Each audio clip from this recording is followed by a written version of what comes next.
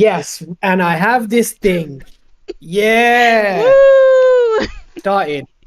Okay, welcome to episode 3, Big Games, where we are talking about our favorite triple A games. Do you want to go first, Shoaib? Triple A. I don't. Okay, favorite is strong. Favorite is very strong, and I don't know if. Well, the way I picked my games, right? I'm gonna go Mm, into that first. I picked them because they either made me like a very big fan of the franchise, yeah. or something that they achieved. I felt like was like a hat on a hat. I felt like they've achieved something really good, and so I'm gonna start with Batman, the Arkham series. Mm, So, like, I remember playing the demo, like, and I don't normally play demos. That's the funny thing. Of like, I think it was something about the art, like the Batman that they had, because obviously so many versions of Batman. He was like really big, and like his muscles were bulging, and like the bat suit on it, it just looked so like tactile. You could see like from the key art, like you could see, oh, his gauntlet is like made of something, and like it was just so striking. And then you play it, and I think they picked like, I feel like a broken record now because the last two episodes I've been talking about art style, I've been talking about music and all that kind of stuff. But look, I have to say something about art style. I was thinking about this while I was editing one of our shorts, mm-hmm. and this is the thing with, I said art style can make or break a game. And I'm going to give a very clear cut example, which is Marvel vs. Capcom Infinite, which is the latest version. And there was so, and look, there was other things wrong with that game. Like, I'm not going to go into it now. But if you look at the art, that was like a very heavy criticism from the fan base. Like, the art style was so different. Like, and especially when you have characters that are so recognizable, like Chun Li, and Mm, like her face is out of proportion, and then you literally have like models and models of that character, like 3D models that you can literally compare that specific one to, and just like go through a rampage of comparing. yeah. It will just make it makes that task so much harder. But why I think Batman is like up there for me in what they achieved is like, okay, you literally have like 75 plus years, like however many years that comic's been going on for, to compare against. So for you to come out with the original art style and then have it translate to 3D in the way that they did, like, I just think that's so good. And this speaks to the point of why I wanted this episode, which is basically, I think that, it's so important for us to highlight indie games and like how they've achieved what they've achieved. But I think that there is some of those achievements still like had been made in the past by AAA and is still being made as well by AAA as well. And I think, it's like, you could argue that it's not quite as an achievement because they have resources, they have the employees, they have everything like that. But I still think it's so cool. And especially as someone as a like a at the time I would say like a smaller fan of Batman to then become like a massive fan of it because of what they achieved. I feel like that is worth talking about, you know.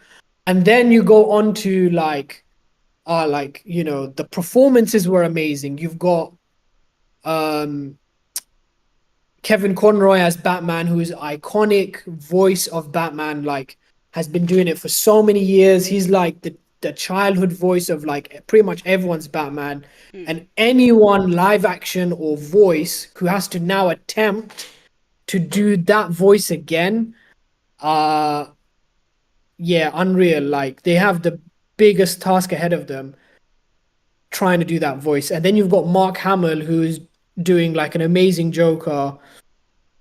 And you look at that series as well, like, if we're talking singular game, I think Arkham Asylum is definitely like, it's so hard to pick actually because it's for me it's probably between Asylum and Batman Arkham Knight. Like that's the first one, and then you got the third one. mm, And the reason I say that is because the third one, it has its criticisms because there's a lot of like tank fighting and that kind of stuff, but the way that they used the Unreal Engine at the time, like if you switched it on now, if you got the right settings, it looks amazing. Like I'm sure if you get the right PC settings on that game as well, you could basically make that look like a PlayStation 6 game. Like forget PS5.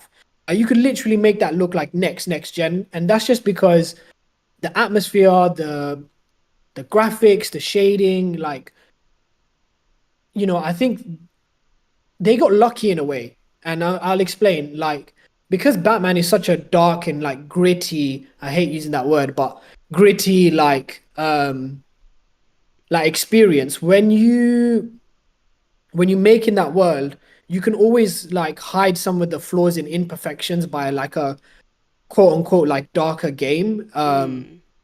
So that's why I think that they just they got lucky, but also they managed to pull it off. Like you still have to pull it off, right? And that's why I think that even the third entry still looks amazing to this day because it's such a dark game. So any imperfections you can catch, which there aren't really a lot of imperfections to me, anyways, they're not as highlighted because they've just managed to cover it up so well or do some really intelligent things with it. And then you got the combat, which basically has been copied by a bunch of games. Not only like let's say inspired by, but also like is the combat was so good that they were able to basically give it to other internal studios they worked with. So, for example, right, they gave that combat system to I think it's Shadow of Mordor. So Mhm. they literally so it's actually quite simplistic, right? You press square to attack and then you press triangle to counter, and then they added a bunch of other stuff to like make it more interesting, that kind of stuff. But that's just a basic overview. So, but it worked so well and it was so intuitive that you could just have it. So they had it in they had it in Shadow of Mordor, they had it in Mad Max, which both of those games I played. Shadow of Mordor added their own little twist to it where the counters were more like executions. Mm. And it's so interesting to see how they developed that because the Batman is obviously always a bit more like, he's breaking an arm or he's punching someone like square in the face, which is like really satisfying. But then you see how that's evolved into Shadow of Mordor. And then you see, okay, but we're allowed to use the sword and they're orcs, so we can like chop off a limb.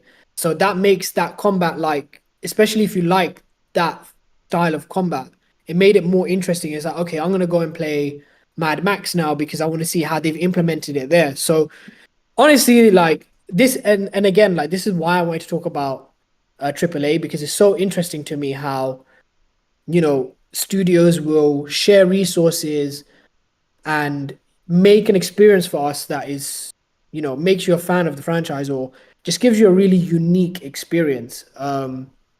Yeah, and I just think it was amazing game. Platinumed it too, 100%. Um, so that was cool.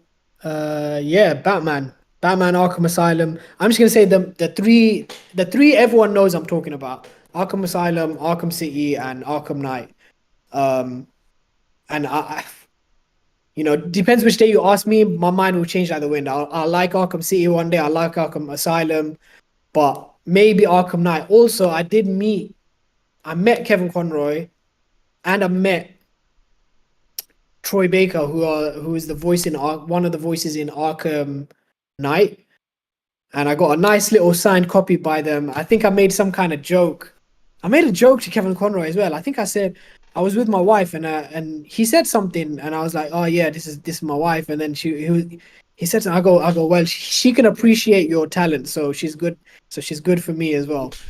And that was my stupid little joke I made when we were meeting him. Rest in peace. Like honestly, that guy, he was such an amazing talent. And one other thing I'd like to say about him as well. Like I'm so glad he was able to. He played a live action version of a Batman as well. Mm. I'm not really a massive fan of it, but I like to. It's nice to know, like what.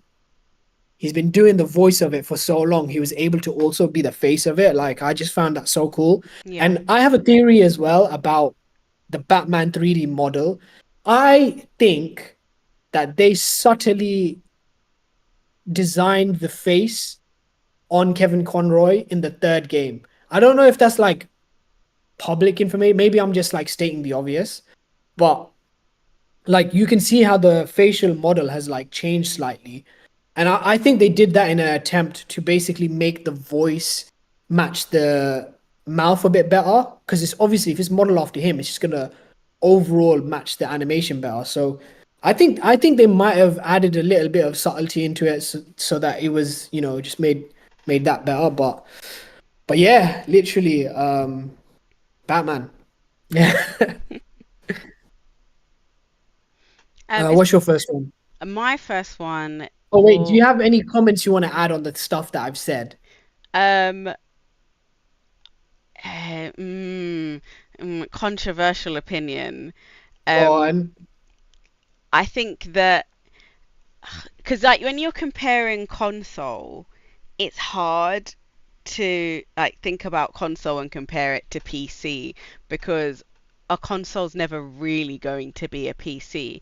And I say that, but then I must admit the Switch and the Steam Deck, which I suppose the Steam Deck doesn't count, um, the graphics on that arguably better than some consoles, which makes no sense to me. But um, so when you were talking about like that it's like next gen, I was like, oh yeah, I need to think of this in terms of a console game because I was thinking about the PC version and I was Right. also thinking about the modded PC version that has ray tracing because oh how I love ray tracing. Um and especially with the Unreal Engine, their update on like Nanite, it's like Are you trying to say that console gaming is not as good as PC gaming? um visually, yes. I'm sorry. Okay, okay, Um I can take that. I can in take terms that. of gameplay, I can't really say that it's that much different because even on the Mm, PC, a lot of games you can plug in a controller, and there are a lot of games where arguably trying to do it on the keyboard is absolute madness, especially because I have an ergonomic keyboard that, oh, I think I can show it to you. So this is my keyboard, and so sometimes trying to do stuff, and it's like, oh, you need to press control and alt and shift or delete. And it's like, okay, but those are so far away from each other. I need two hands to do that. And like, if you want anything else, it's not going to happen. And then you plug in like your, it's usually an Xbox controller, not a PlayStation 1. You plug in that, and suddenly it's like, oh, how have I been living? Who lives like this? It's like this is the way forward. And so in terms of like that side of it, sometimes it's much easier. And there are some things that even though they're PC games, won't really allow you to use the keyboard anyway. So um yeah, that was my only thought really. Other than that, my other thought was I wonder if with the modeling, if they, because I know that obviously it's Unreal Engine, I wonder if they used motion capture for the body movements, mm. and then that would make sense why they would use facial motion capture to help with the Yeah, honestly, animation. I probably should have looked into it a little bit, but I don't think it was. I don't, any of the back, like behind the scenes videos I've seen it, they never really mention anything like that. And sometimes you can see that they've like put a dot on their face or whatever. So potentially they just maybe it's in an article somewhere that I just haven't read. Um, Maybe, or it might have yeah. been more experimental or using something different. Because I know that, oh, what was it? There was a movie where they used a facial motion capture that didn't capture the face.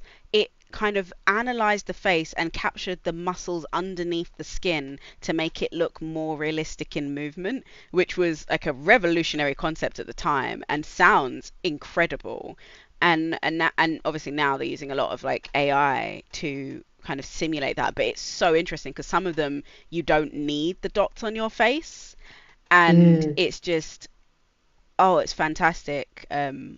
And I love seeing the development. I'm not using it in any way, but it's interesting to see. But yeah, also, I Yeah. really like the sound of the Batman capes because I was researching a Foley artist and they were the one that did the cape for one of the Batmans, and Yes. it's the same sound. It's like a huge piece of heavy leather, or leatherette, and it's the same sound that's used for the dragons in oh, what's that series called that I haven't watched? House of Dragon, That the one Game of before Thrones. Game of Thrones, yeah, it's the same sound that's used for the dragon's wings that's used for Batman's cape. And I was like, oh, Ah. that's so cool because they wanted to make it sound kind of like really heavy and kind of formidable. And I was like, the idea that Batman could be compared to the wings of a dragon, kind of, I know he's meant to be like a bat, but it's still kind of cool. Yeah, I have to say, it's great, and like I felt like I was an instant fan. Like I used to watch the animated series and stuff like that, and like who didn't, you know? Mm, But I feel like I understood the character and like who he was a little bit better after playing them. And it's such a good introduction to like his rogues gallery as well. Like this, they use so many of those characters, and this is another thing as well. Like it's its own thing. Like um, you'll get a game like I'll use Marvel versus Capcom Infinite again, mm, but you'll get a game like that, and because they're trying to push certain characters in the cinema, they now are influencing like, oh, these characters have to be in this game.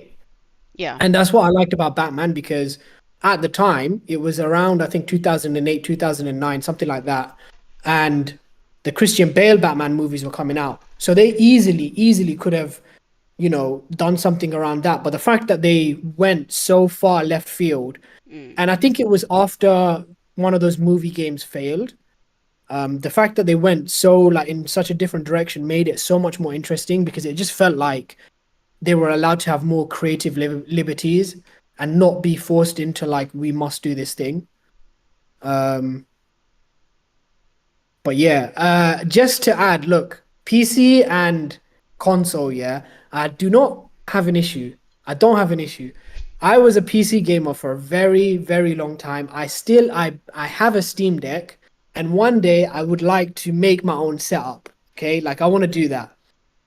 But there's something to me, there's something special about like sitting in front of a TV, turning a console on, and then just playing the game straight like that.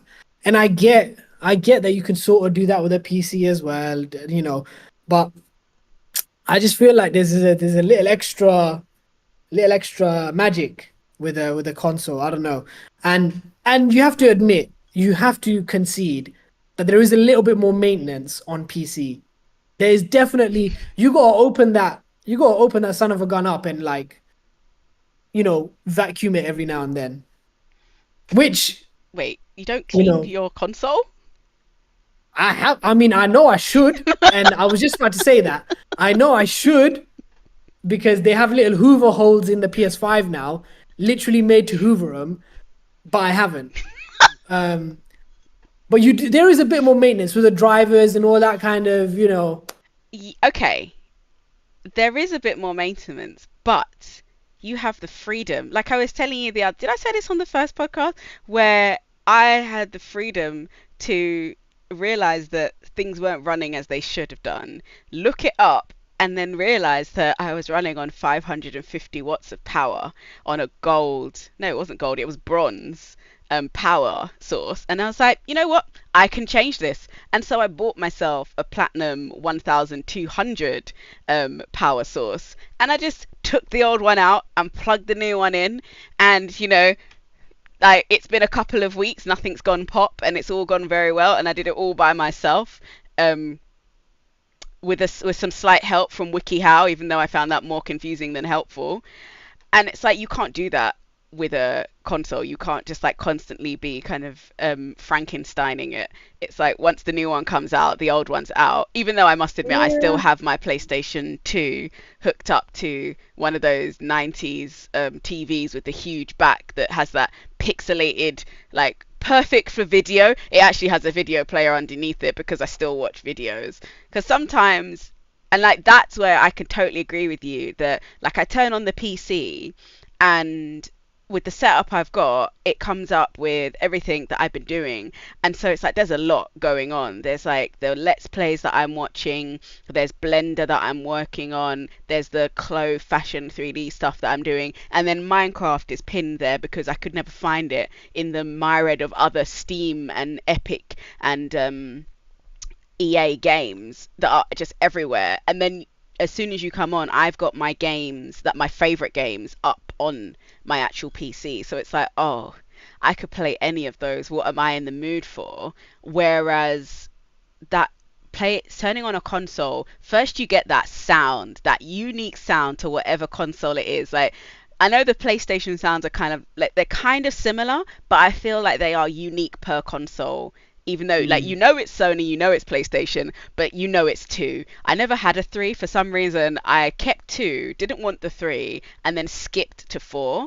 Maybe I only like even numbers. Who knows? Because I also don't have a five, and I'm quite happy with my four actually. I haven't seen a need for a five quite yet, but then that might be because I have a PC and now you don't. I haven't really come across a game that's so exclusive. It's only on PlayStation, and I'm like, oh, I really want to play that, and I can't. Mm. It's quite possible that a game could come out that I could be like, okay, now I need to get a PlayStation, but it hasn't happened yet. I don't have anything against five. I think it's actually quite good because I have trialed it and played it in different places, like at Comic Con, and I used to know someone that had one.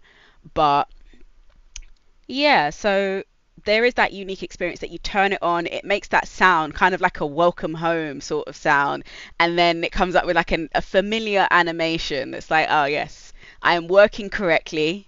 This is home. Welcome to the platform. And then usually I don't take the last game I played out. So on the PlayStation 2, it will just go straight into it. It's like you're here, you've put in a game, this is where you want to be, I will take you there. The PlayStation 4, obviously it doesn't matter whether the disc is in or out, it You just sound comes like you up. like consoles now. I don't know what we're talking about even. No, it's I can see what you're saying. It's like I'm definitely more of a PC person now. My PlayStation hasn't been on for 2 days, and before that it was like 6 months, and I only turned it on 2 days ago because Minecraft has this new realms that's kind of like a social media, and I wanted to see whether it counted the things I'd been doing, because it tells you how many blocks you've broken, how many days you've played, how many mobs you've defeated, and something else. And I wanted to see whether it was counting that from the beginning of time or just from the beginning of this new realms. So I logged into PlayStation to log in from, because they're both the I use the Bedrock edition, which is the Switch, which is console basically, but I can play it through the PC, which is nice. So I logged onto PlayStation to see whether it counted from the beginning of time or whether it was from the new update, and I found that my PlayStation account was at zero, and I was like, ah, thank you for this information, and then I turned it off again and moved on back to the PC. But yeah, I don't know. I must admit, the games that I'm going to talk about today, I've not played any of them on the PC. And I didn't think about that before. It's like most of the games I play now are on the PC, but then I suppose now, because even trying to think of some games, it was very hard for me because I thought, oh, how about this one? And I was like, oh, that's an indie game. And then I was like, oh, but this one, it's like that's also an indie game. It's like, do I even play AAA games? So I had to like really look, and then I was like, oh yeah, I do. And the games and then I was thinking about, okay, what games do I play that are triple A that I actually would want to speak about and I could definitely like Mm. gush over. And then I was like, Yeah, oh, I'm yeah. gonna have to go back to the console days because I feel like that was the last time I played a triple A game that I was like, this was amazing and I will remember this forever and I want to tell people about it. And so the first game is definitely Control.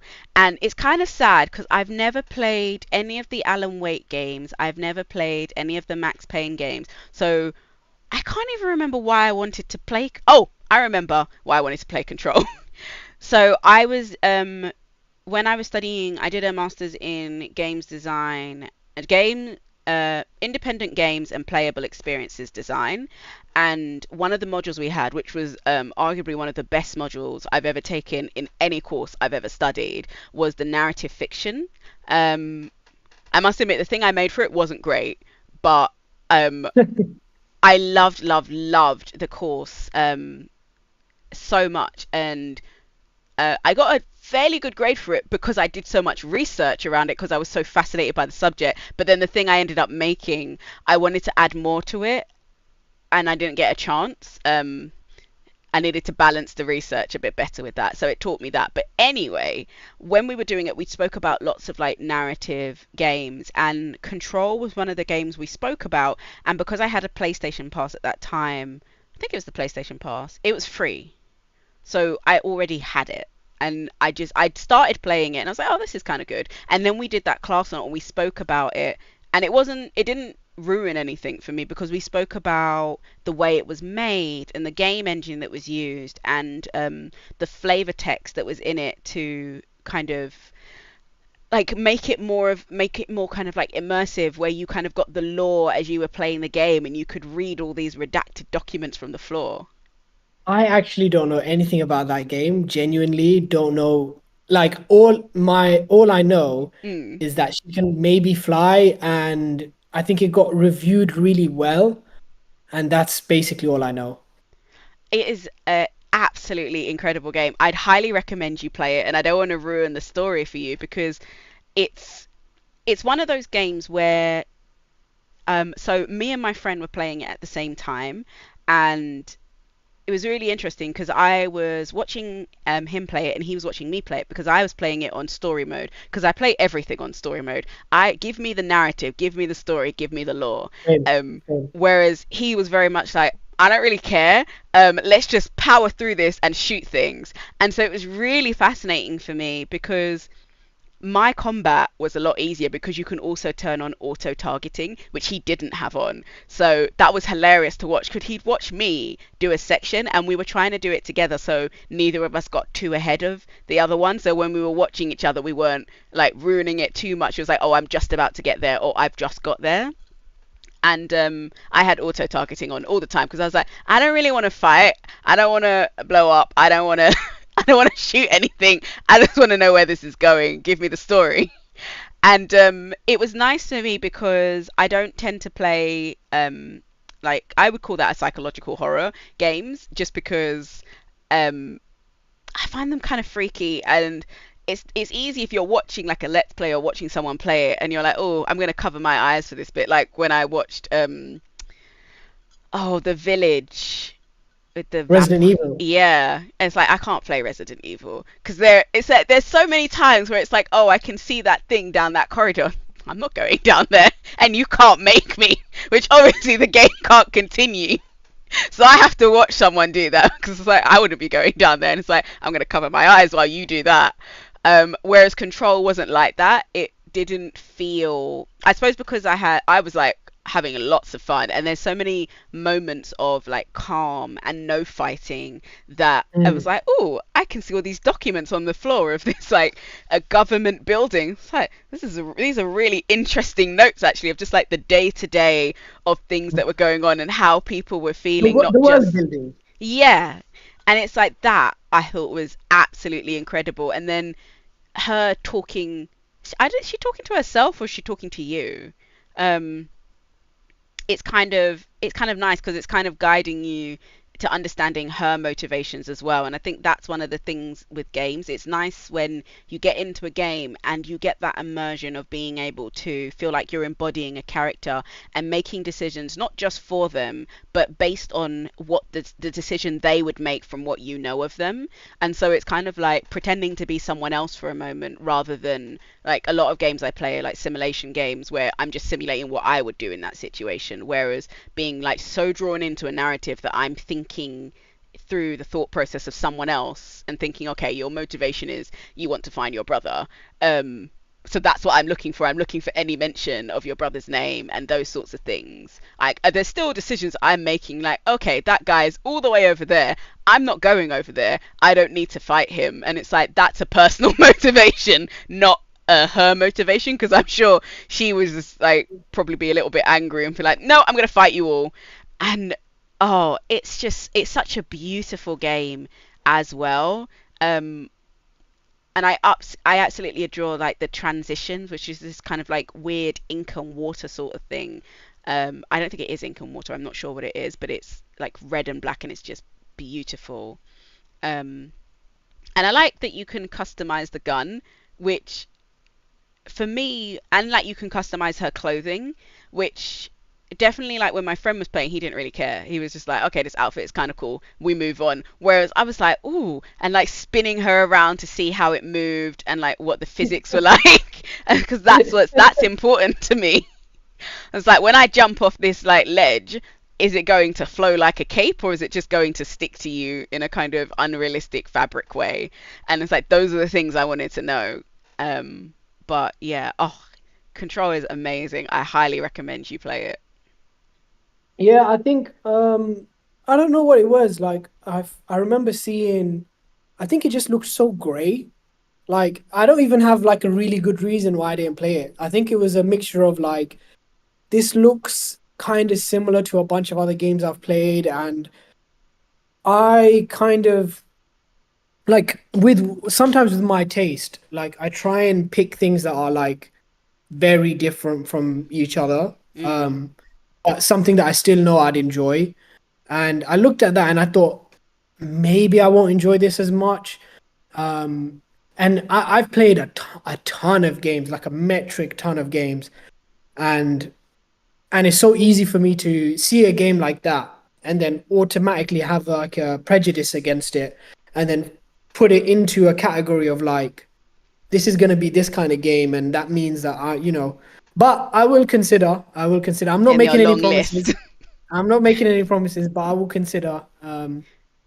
You know, because I guess this is a pretty good game. But yeah, But that makes sense that you felt that way about it, because it's designed on kind of like brutalism architecture, which is right. very kind of like um very rigid, very concrete, very grey, very Yeah, corporate, and that's part of the narrative of the game, because it's a government building that kind of right. is paid for by the government, but the government are kind of like, because there's a piece of document that you read that's kind of like, oh, as long as our expenditures don't get too much, then they'll just pay it, because we're just another line in another spreadsheet of other government agencies that they don't really think about. And so it's kind of like, okay, you're funded by the government. I was like, wait, what? Like none of you leave the building, so why do you need pay? Like what? And you can't get deliveries because you're cordoned off from the rest of the world. It's like, how do you eat actually? And what is the point of money in? It's like, is it so that when you finally leave, you'll be okay, or are you sending it to your families? And like, I wanted to know more about that, but I couldn't find the document. It's probably there, Mm, but I just couldn't find it. Um, but yeah, so I can totally understand why you would think that, because that's the way it was designed to look. And right, a lot of the kind of like color comes from the fight scenes that you're having, that lights up the scenes and kind of right. makes it more interesting. And so in a way there, have you ever played the back rooms? No, Have you seen the back rooms? don't think so. Okay, so the Backrooms is it's a it's been made by lots of different people. The first Backrooms was just an empty set of rooms that led into other rooms that looked hyper realistic, made in the Unreal Engine, I'm sure, and it looked almost like it could just be a real place. It was absolutely incredible, and it was made by someone who wanted to make movies but couldn't get into it, so he was doing the games to like showcase the like his talent, and now he has got a movie, so that's amazing. But it was very, lots of people found it really really scary, whereas I actually kind of liked it. My greatest fear was that there would be a monster there with me. I want to be there by myself, because you are completely alone, completely isolated, just walking around this space, and a lot of it starts to look the same. You've got crawl places, and it's it's absolutely incredible. And I think that Control kind of gave you that feeling, because even though there are people, they're Oh wait, I all. think I have seen this Oh, have before. you? Yeah. Yeah, yeah. Do you mean like this kind of thing? Yeah, not that Yeah, one, yeah, because yeah. that one is the one where they added monsters. I didn't really like those ones because it's like, I've well, seen. I have seen it though. now I'm not I've alone. seen it. It's like I was happy when I was alone, but yeah. So Control was a little bit like that in that you are genuinely alone apart from when there's monsters, and there are bits where it's monster free and you know there's not going to be any monsters there, so you're kind of walking around and it's just like these huge empty spaces, some of them with like people floating in the air, but they're all dead, so you are mostly alone and they don't like turn into monsters or attack you, they're just there floating in the air.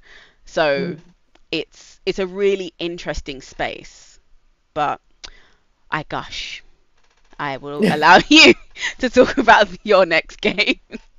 Okay, so my next one is, and again, this has probably been talked to death online, but it is what it is. Final Fantasy 15 specifically. 15 specifically. Look, the franchise, the series, they're really cool. Like they have such a range of things going on in the games. 15, I think people don't actually give it enough credit. I think there's a lot of people out there that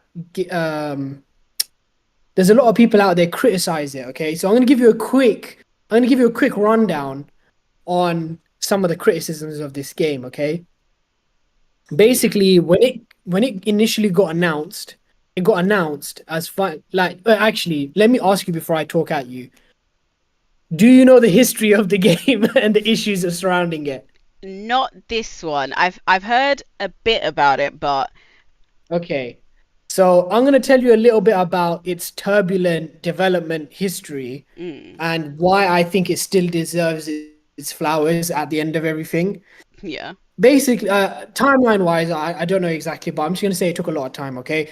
Initially, it got announced as Final Fantasy Versus 13. That was the official title, okay? Mm, Um, and they were gonna do this whole interweaving like story arc or whatever. And it was a very complicated storyline where the main character, who I still believe his name was Noctis. So in the final game, his name is Noctis, and yeah. in the Versus 13, I think it was as well. And basically, people to this day will completely say that the original vision was so far departed, and that is kind of a lot of their criticism, and they don't think that the game that we got in the end was what the game could have been, Mm, right? And they also make an argument that the princess type character yeah. also had a bigger role in the original vision. Okay. So, and these criticisms, I think they are a little bit valid. I'm not going to say, like, I'm not going to sit here and say, oh, they're talking rubbish, whatever. Like, that's not what I'm like. Your thoughts on it could have been this, it could have been that, and all this kind of stuff, fair enough. I don't want to debate it. But where I feel like it's underserved and where I feel like it deserves more credit is the fact that when you're in a development cycle for like a like over, I think it was over 10 years. Mm, How long was FF15 in development? 10 years, right? So when you've, this is the thing, this is where I feel like they deserve more accolades, okay? So it was in development for about 10 years. And then you had I think the last director of the game, I think it might have had multiple, but the last director of the game, he came and he basically finalized it. That's how I see it, okay? He might not have executed the vision on it because I think the vision kept outrunning. Like it was going to be this, and then it was like every single time, like they had a lot of inspiration. It just kept going and going. And so now you have a scenario where they're still developing on the game and it's not come out. He, in my opinion, um, let me see, what was his name?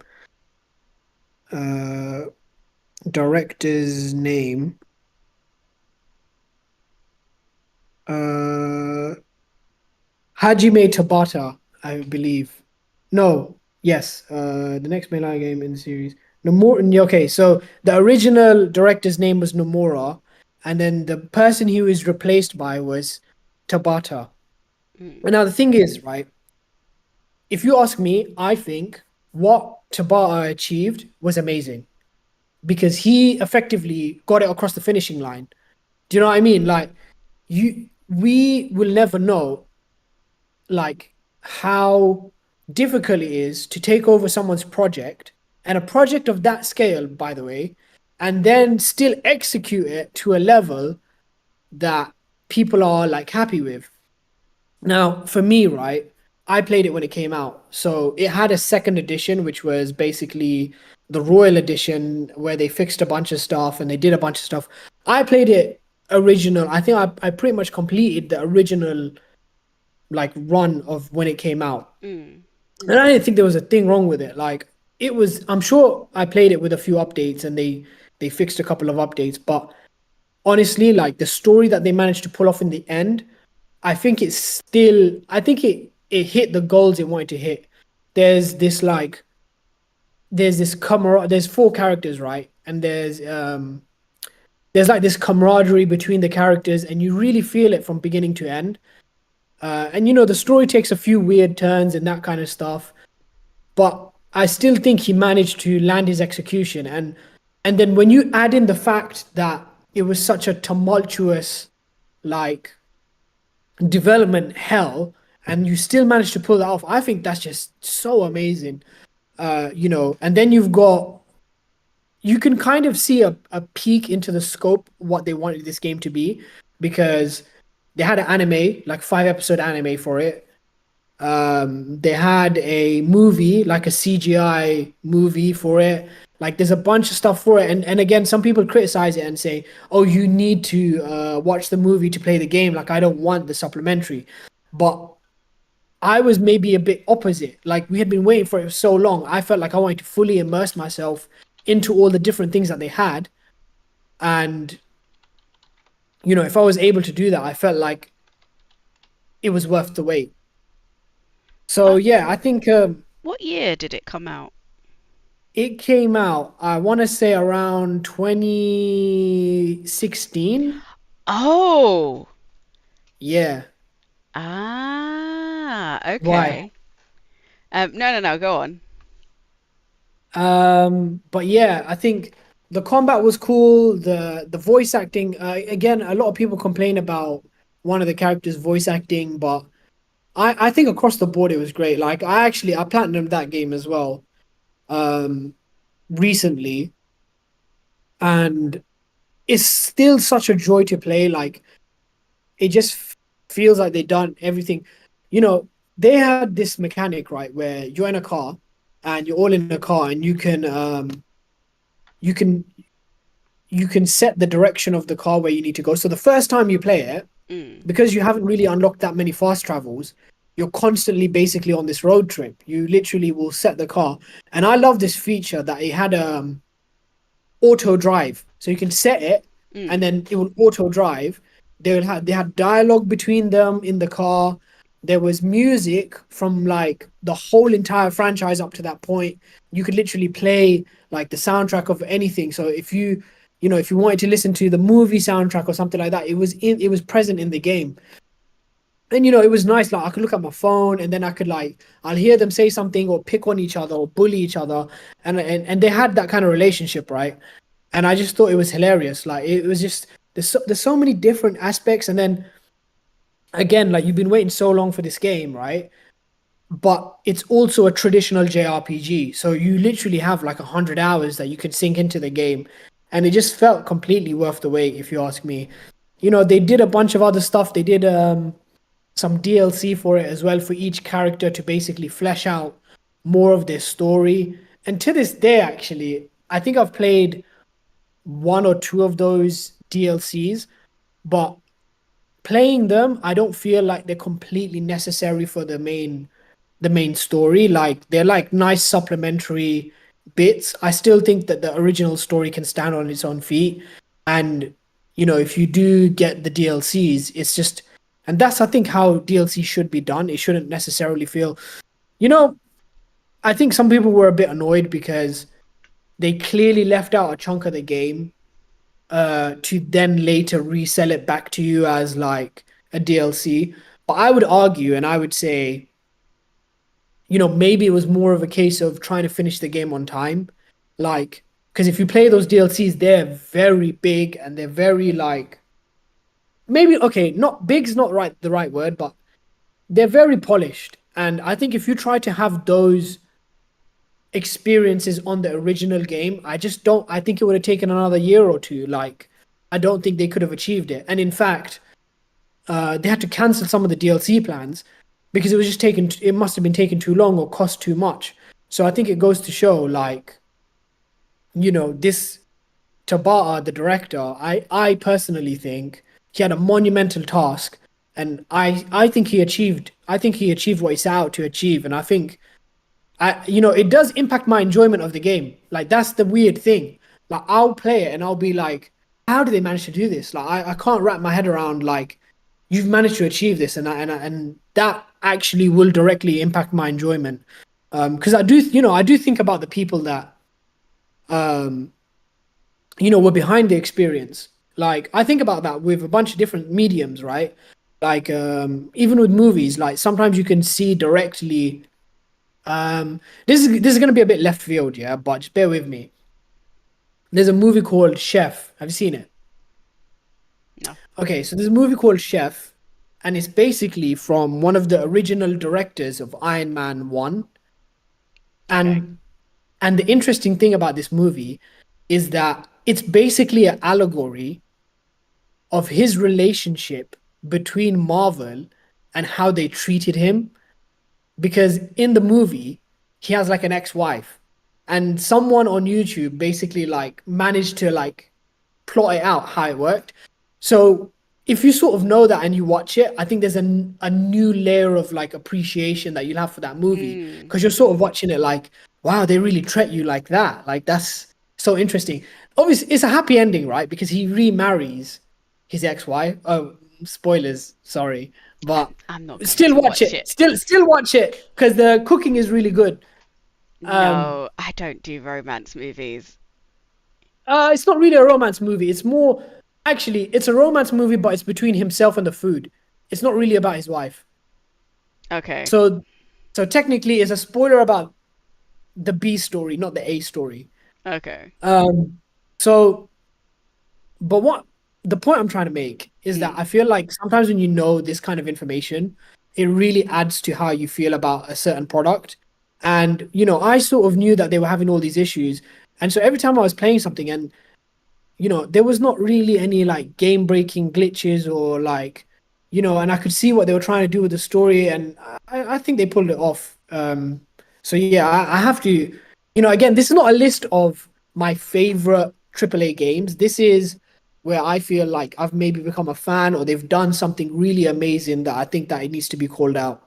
So that's my second one. Okay.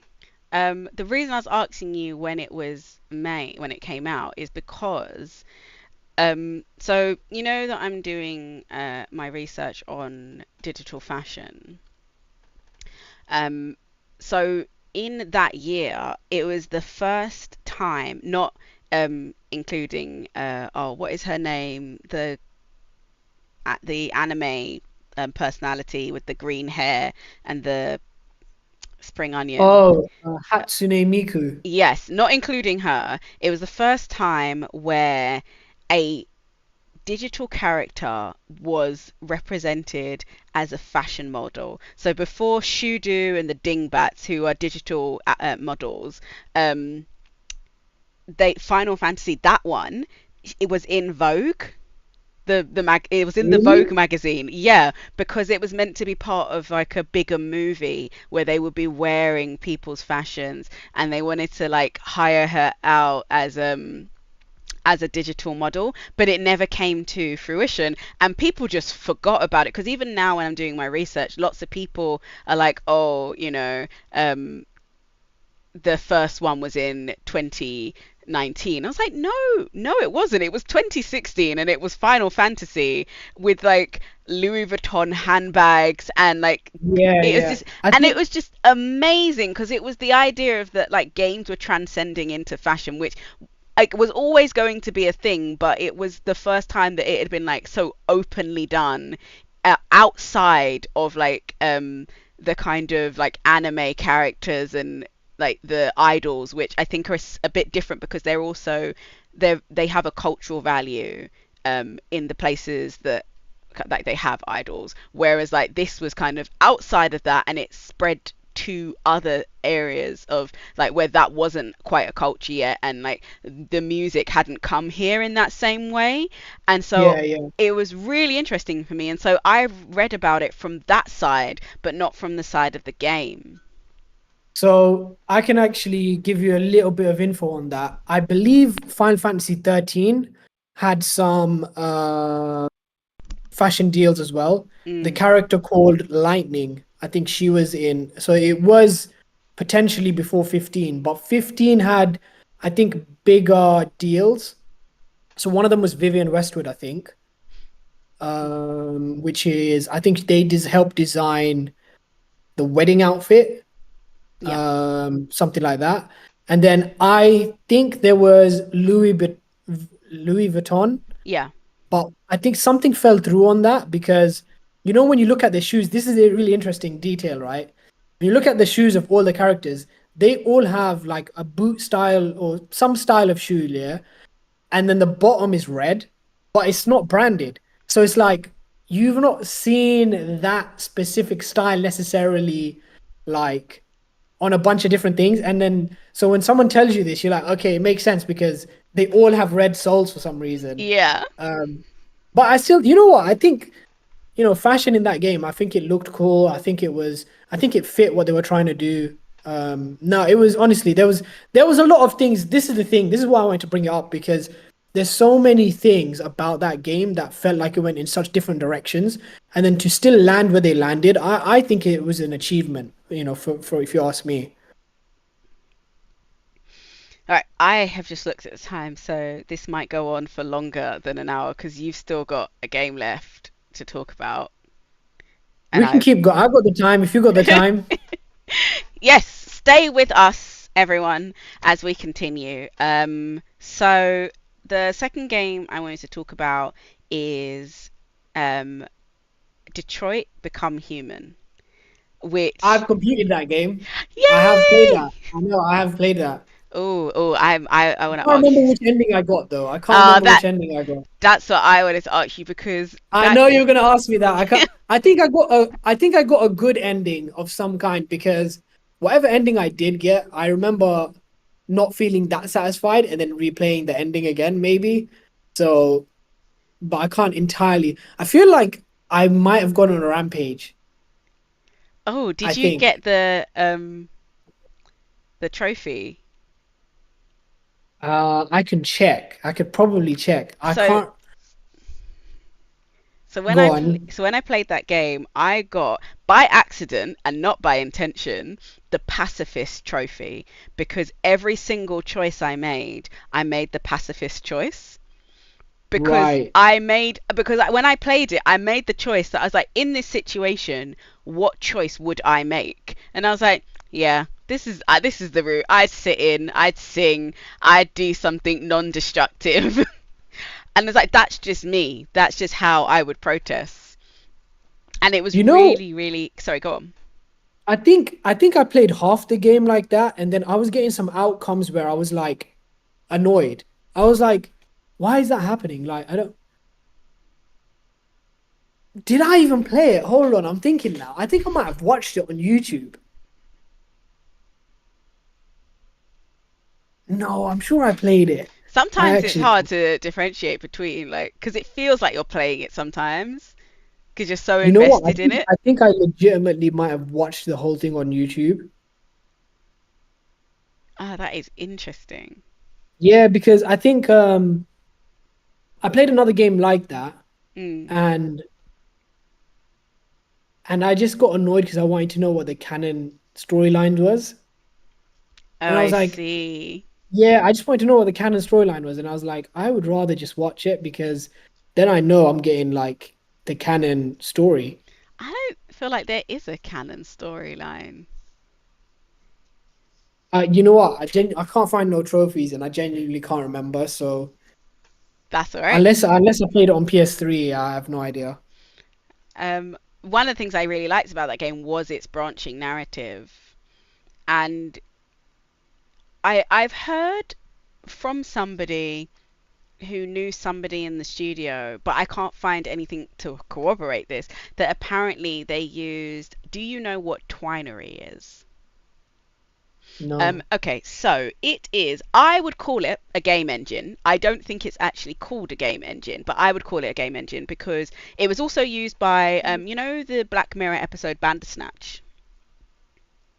I know of it. I have not That's played fine. it or watched it, That's fine. whatever the So term is. in creating that, they also use something like Twinery. I don't think they use Twinery because there's a paid one, but by Windows. But Twinery basically gets you can do branching narratives and like code things in and create interactive fiction games. Excuse me. And I've played a few of them, like because there's actually like an interactive fiction online, a little bit like Steam, but just for interactive fiction. And it's really interesting because I like the branching narratives where I could play it like so many times and get completely different storylines and unlock different things by like messing around on Hank's desk and looking at like all of the things and then be able to talk to him or know the name of the dog which you can pet. Well, I have abandoned Twitter, but I was so sad that before I abandoned Twitter, there used to be a account called Can You Pet the Dog, which I don't know if you ever heard of it. So I mean, I'm gonna take a random guess and yeah, say it's an account that lets you know yeah, if you can. which games you can pet the dog in. And I absolutely love that account because it's like, yeah, these are important things. I need to know if I can pet the dog.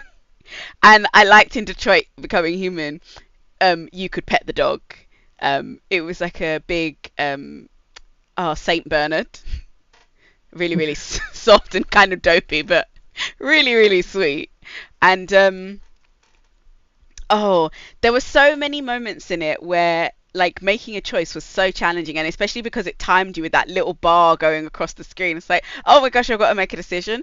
And then it's really clever in the way that I love any game mechanic that kind of makes you panic by like making the buttons start to jiggle around as it gets like closer to the time, like, oh no, I really need to do it.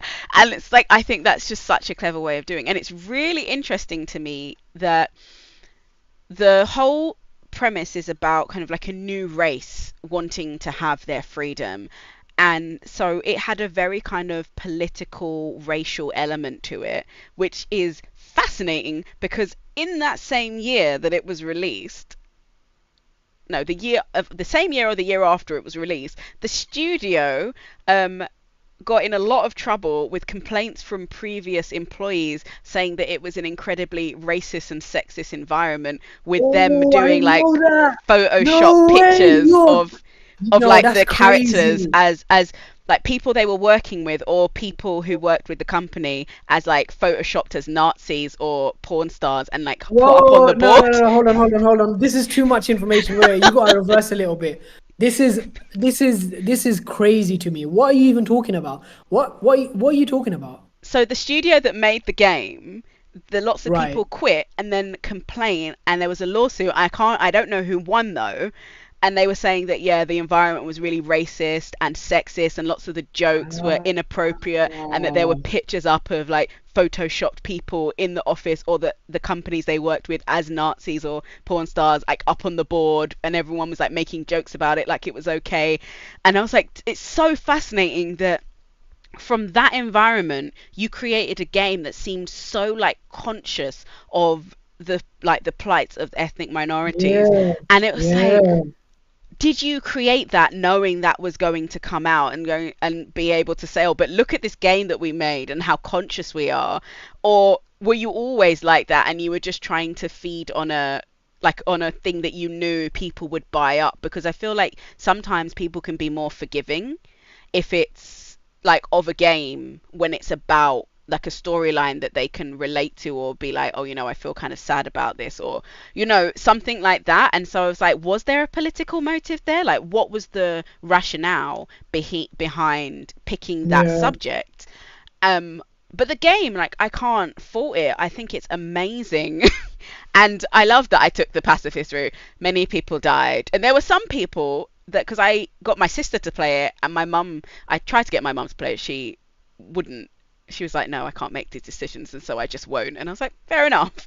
Whereas, like, I got my sister to play it, and she was playing it, and there was one bit where she got a character killed, and I was like, oh. And she was like, what's wrong? And I was like, oh, I didn't realize you could get him killed, because he got killed the chapter before my game ended. She got him killed in like the third or fourth chapter for good, so he wasn't in the rest of the game. And I was like, Oh, now I'm really fascinated how the rest of your game's going to go, because he's in this bit doing this, and he does this in this bit, so your game's going to be completely different to mine, because he's now like dead and permadead.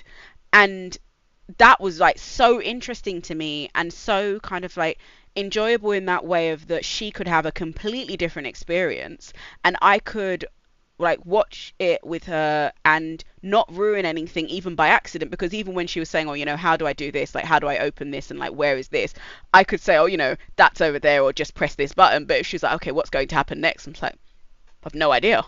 I have no idea what's going to happen next in your game. You'll have to wait and see. And it was just so wonderful. And I love the fact that they actually shared the branching narratives at the end of each chapter, so you could see, oh, I missed something, and that once you finished, you could go back and play it from certain chapters to pick different options to see what they would be. And that even when you were out of the game, there was that the actual start screen of the game where you press like continue new game and all of that. There was an AI in that was kind of like talking to you and asking you questions, and then you have to do like a survey halfway through about like, would you date a robot, and would you trust a robot to perform surgery on you? And what was one of the other questions was like, would you let a robot take care of your child? And it was really fascinating to me, my own reflections on that, but then seeing the percentage of people who were like, yeah, that's okay, yeah, that's not okay. um mm, because I was definitely like, I would definitely let a robot perform an operation on me, because I feel like they'd be more precise. And isn't that just one step away from like the doctor performing it, because they're using tools and technology anyway? But the idea of like a robot nanny, I was like, like, does a robot nanny impart values? How do they discipline? Like, how would that work? And like, what if when a child asks you a question, it would be like, would you be able to give like the human answer? Like when they say something about like, oh, where do butterflies come from? Like, could you make up like a story narrative that's still kind of true in the same way that a human could oh, like every tooth time? fairy kind of story. Yeah, Yeah, that's yeah. kind of like factual, so they're learning something, but not just these are the facts and like this is the average length of the butterfly. And it's like, could you do that? Probably, but would you do it in the same way as that human touch? And I was like, probably not. But Probably then, not.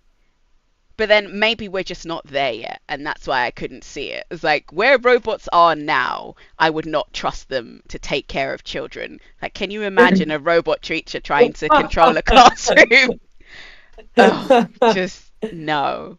But yeah, I thought that game was absolutely amazing, and I played it on the PlayStation as well, actually. Um, I actually bought that though, just because I started watching a Let's Play, and they were making certain choices, and I was like, I wouldn't do that. And I want to know what would happen with what I would do. It's like, it's all great watching you do it, but I want to know what happens with the other choices. And I was like, I'm going to have to play it myself. Or there were certain bits where they would be walking, and I'd be like, I want to know what's on that table over there. And so I was like, I'm going to have to play it so that I can look on the table, so that I can like read all the things, so that I can play with the fish that fell out of the fish tank and put it back in, which is in the demo. Is it in the demo? Or it's definitely the very first, like, beginning of the game with Connor. I did miss Connor when I finished it, because I was like, oh, Connor, I'm going to miss you. You know, the reveal at the end was quite interesting. Which one? It's spoilers Yeah. that the little girl was a robot. Yeah, but That I was quite knew interesting. that because I she's, feel like I didn't know that until maybe like 5 minutes earlier. you know what? Because I played it, and like I said, I wanted to read everything. So I read almost every single one of those magazines. She's in one of the magazines advertising children, and there's a picture of her. And so I was like, Uh, there's no way that you're the child they modeled it on and you're living here, because he would have cashed in on that straight away. So you must be a robot, and his wife must have left him, and he bought us as a replacement. yeah, I mean, it is very interesting because I feel like it gives you a different perspective on who that dude was as a guy, as a person. Mm. No, I don't think any sympathy, but I'm just saying, like, just it was just another point of view. I have a little bit of sympathy for him because, again, spoilers. In my playthrough, at the very end, where you're at the bus stop trying to find a ticket for the bus, Yeah, yeah. he's there and he grabs you. And because I'm a pacifist, I went for the soft route, and she went and gave him a hug, and we like begged him, and he was like, "Oh, sorry, I made a mistake." And then he gave like the little girl a hug and started crying and just let us go. And it was just like, you're not like a terrible person. You're just hurt and taking it out on the world, and I feel kind of sorry for Also, now you. looking back at it, knowing that they're all robots, he basically just let his iPhone walk away from him. You know, I mean, I'm sorry, but that's kind of what happened, right?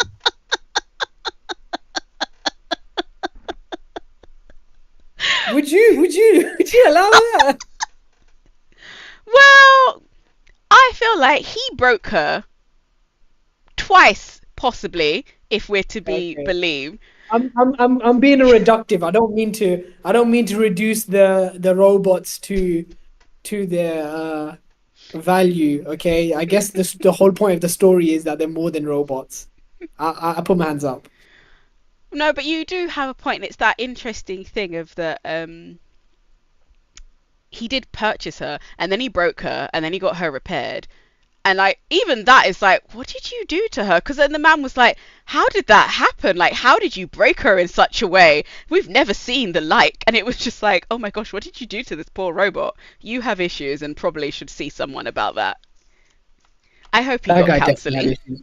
Yeah, but yeah, amazing, amazing game, amazing gameplay. And I think one of the things about that game that was so good is that because you were all and because you were only playing as androids, some of the things that are in normal games, like blocking you from going into an area, um they just made sense, because it was like, oh, you can't go this way, or this is the wrong way, and it came up in like your screen of like, you're going the wrong way, you're going the wrong way. And it's like, that made sense, and is a really clever feature because it fits in with the game, doesn't break the immersion, makes sense, but also lets you know that you've wandered off the beaten path, but doesn't stop Mm. you. There's still a kind of like leeway to be like, you're going the wrong way, but we're going to allow this. Yeah, yeah, good. But Yeah, I enjoy. To be fair, I did enjoy it when I played it. I did enjoy it. It was good. It's good. Right, I'm gonna go. I'm gonna go for my final one. okay. Splinter Cell, specifically, Splinter Cell Conviction. So, Splinter Cell, I was never a fan of that game, right? Because, um, you know, it sort of was one of those games that was off the heels of Metal Gear. So you always felt like, oh, you're trying to cash in, um, on what Metal Gear is. And obviously, me Mm, being a big Metal Gear fan, I never wanted that, right? I think one of the directors even on record on saying like they gave him the three goggles thing because they wanted something to be like iconic on the forehead, like Snake had the bandana. yeah. So so But the reason I want to talk about this game is I think it broke the mold in so many different ways that I think is not often seen in any game, let alone AAA game. I'll explain. Okay. So the the game itself has very unique mechanics that I think were in previous Splinter Cell games, but I think they adjusted it slightly because I think they had a more of a technological slant on those skills. Whereas because he's a convict, right? He doesn't have some of these equipment. So they basically reintroduced a lot of these mechanics that they had been using, but in a slightly different, more approachable way. Because I felt like the first time I played it, that I understood the mechanics quite quickly, but in the past when I had seen some of the old games, it always seemed so confusing to me. So um that was and the mechanics I'm talking about are like the stealth mechanics, you're in the shadows and that kind of stuff. Mm. Another thing I really liked about this game was they were just slightly unorthodox. So, for example, instead of seeing like objective infiltrate the house, like just written on the side of the screen, it would literally be like projected onto the building you need to go into. So the building would be like there, and then it would literally be written on it. And it doesn't sound like, oh, like that's not that cool, right? You've probably seen that somewhere else. But the reason why I like it for this game is because it's the first time they've done it, and then they've tried to implement that, and that's such a breakaway from like what they had done in the past. Um, they also had like this new instant kill feature, which was really cool. Like again, all these mechanics were just so interesting to me. And two things. The the story that they used was really it was again they broke away from the story, like they basically retconned a portion of his motivation from the past, which is basically something to do with his daughter, right? Mm. So they went in such a different direction and it felt like such a personal motivation.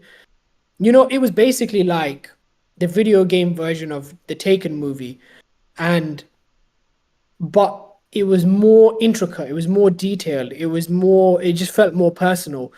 And every time he was talking to someone, it literally felt like he was a hair trigger away. Like, you're my friend, but I will literally smash your brain in because I want to save my daughter. And like, you always got that feeling, like they captured it so well in like every interaction he had. And that made it so different. Um, they also interweaved, and I love when some games do this, they woven in like so there's an instant kill mechanic, and you can literally kill. I think it's like depending on what gun you have. So if you have a certain gun, you can instant kill like two people, right? Mm. If you save, so if you stealth kill two people, that gives you two instant kills. Very straightforward, right?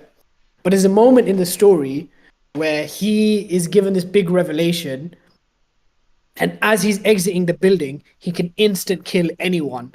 So they've literally gone back on the mechanic that they've established for half of the game. And they're basically showcasing his emotional state of mind through the mechanic. So I Mm. really felt like I'm going through this with him because I'm like, oh damn, like normally I can only kill two people, but like we're literally killing like eight people at a time now because he's so like furious at what's happened in his life. Um, and I think that not many games were able to achieve that. I don't think you can achieve something that clicks into place so well. Like you've got the emotion there, you've got the mechanics there, you've got the story, the voice. Like there's so much that had to go right for that moment to feel so good. Um, and I think they achieved it. There's a few other games that have done stuff like that, like you know, God of War, the 2018 game.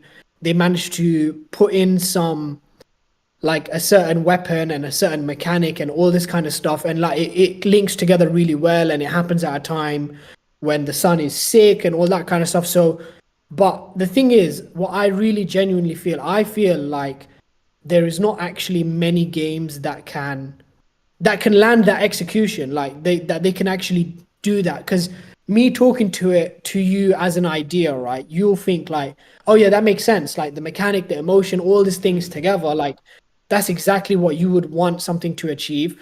But I still feel like I can probably count on both my hands how many times where I felt like all those things were present for me.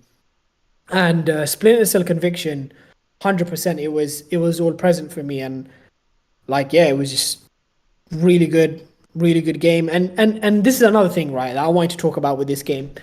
They definitely knew they had something special because a lot of those mechanics they then tried to translate into a sequel. So the next game after that, I think it was Blacklist, and I did play it. I'm pretty sure I completed it, but it just felt like so hollow.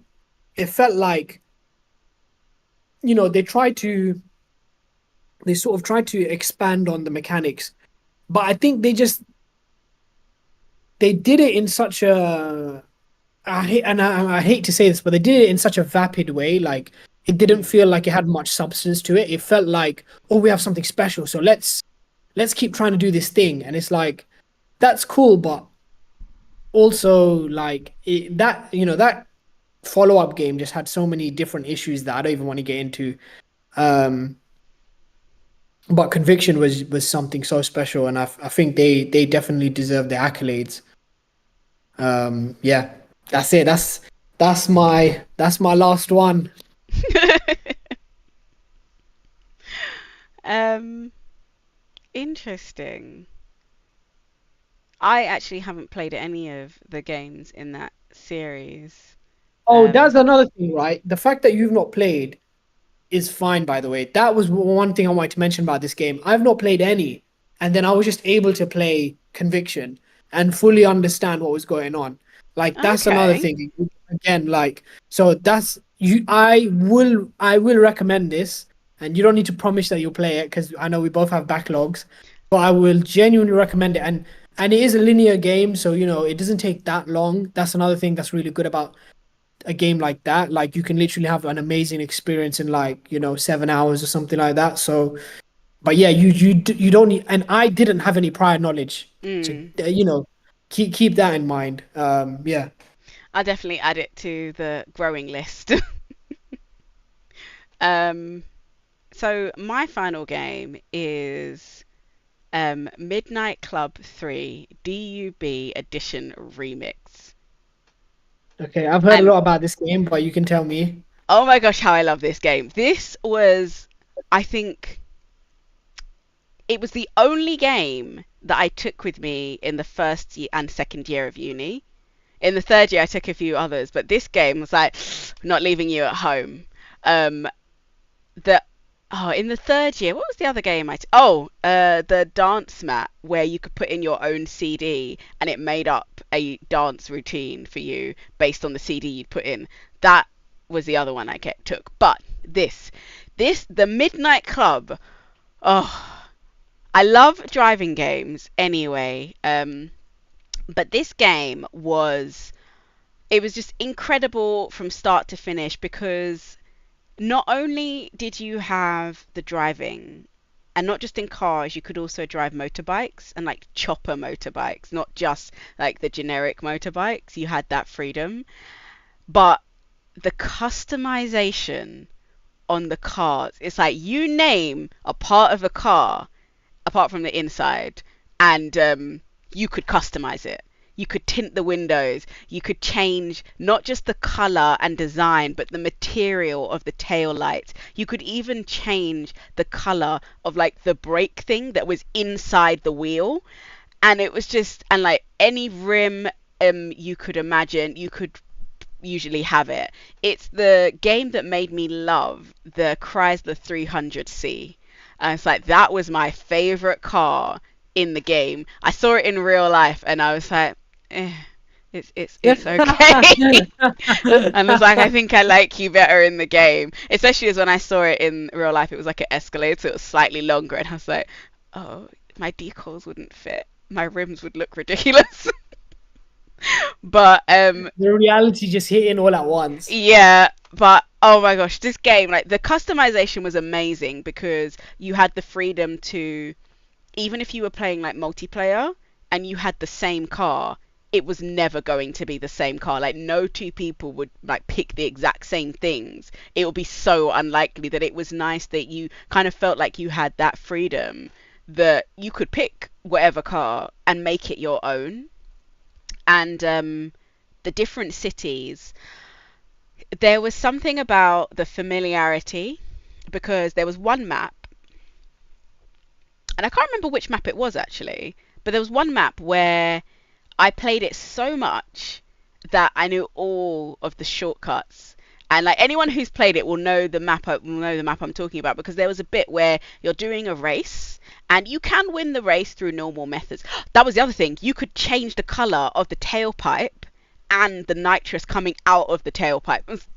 It's just like, oh, amazing. But anyway, you could win the race through like normal methods of just like racing and having the fastest car, or you could take a shortcut through this, like, I think it was a football ground or a stadium or like a shopping center, and then you go up a ramp and you shoot through a window, destroying everything in your wake, and then you end up being ahead of everybody because you've taken this shortcut. And like the whole city, it was like an open world, so you could take any route you wanted and kind of work out a way to make the race work for you, because when you're not racing, you're driving around the same city that you're going to be racing in looking for races, so you're getting to know the Oh, streets. right. Yeah, yeah, um yeah.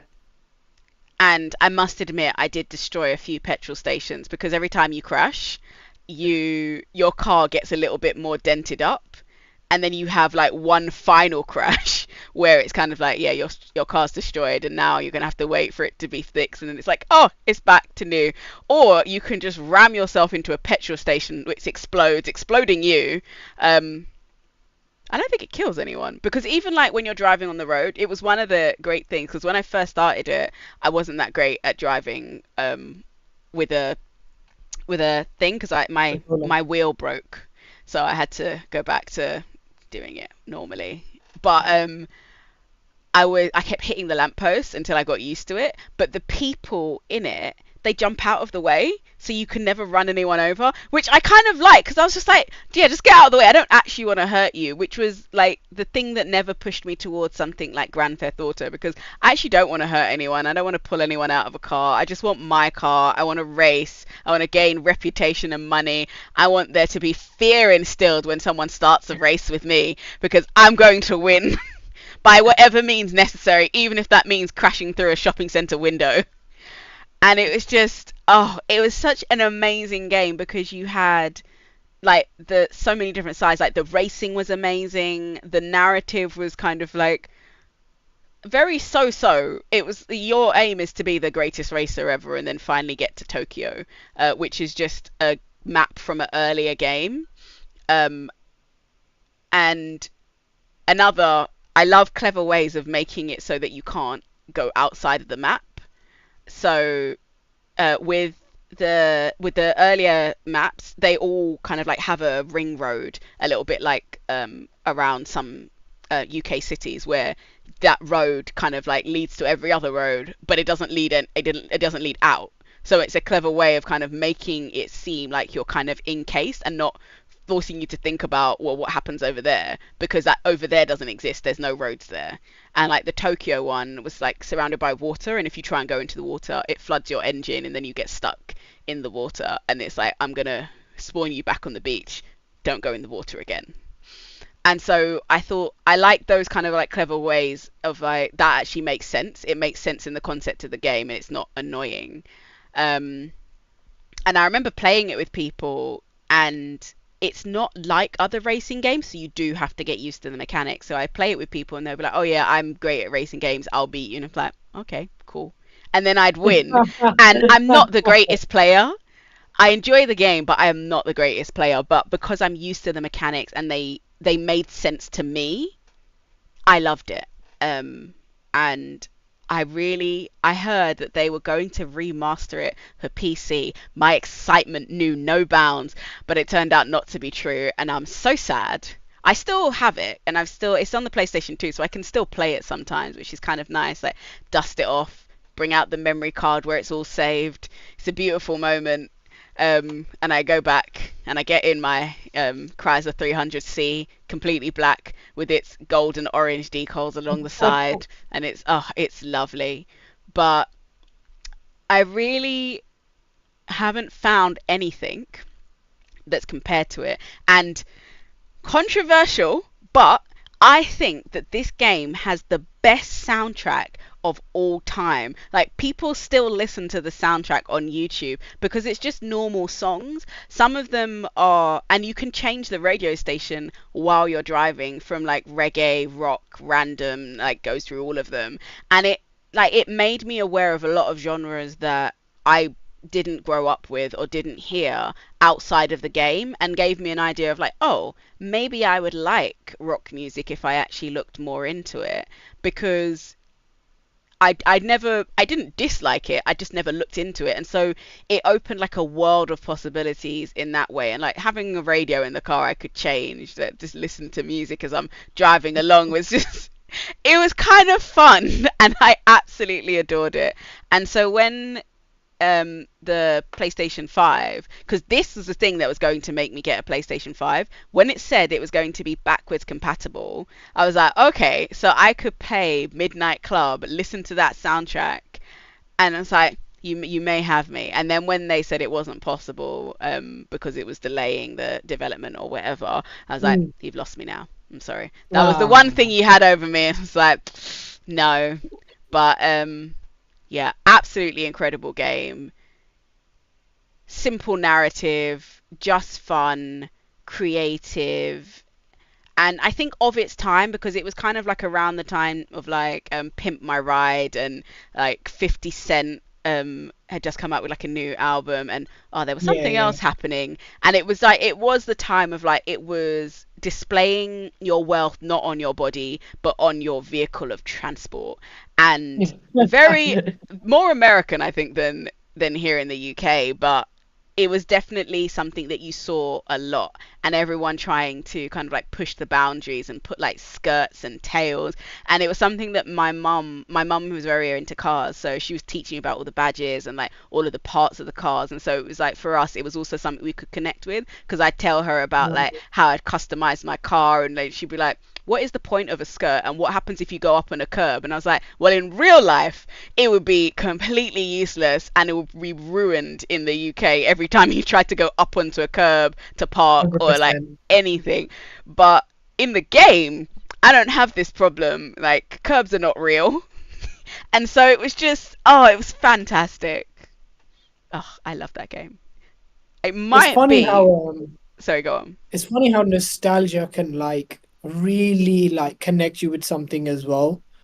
I feel like some people give, I think because nostalgia has been borderline weaponized by like studios and Mm. stuff like that, some people are like a bit more wary of it. But I think, you know what, if you enjoyed something, you enjoyed it, and I still think that, you know, there's no reason why you shouldn't. And like even if they have weaponized it, it still mattered to you at that time.